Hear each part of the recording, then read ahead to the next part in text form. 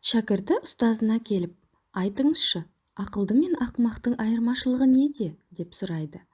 Ұстазы бұл кезде таңғы асын ішіп, көк шайын қолына алып, өмір жайлы толғанысқа батып отыр еді.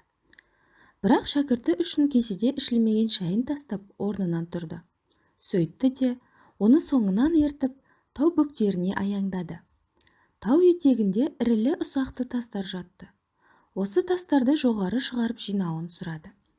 Шәкірті күні бойы терліп-тепшіп тастарды жоғары тасумен болды. Ұстазы бұл кезде көлеңкеде тыныстап, философиялық кітап оқып отырды.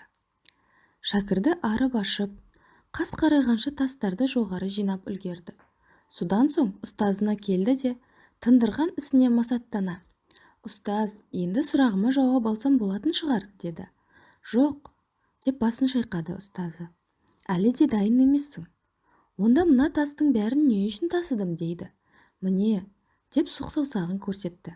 Ақылды адам маңызы жоқ іске не үшін кірісу керек екенін бастамай тұрып сұрар еді.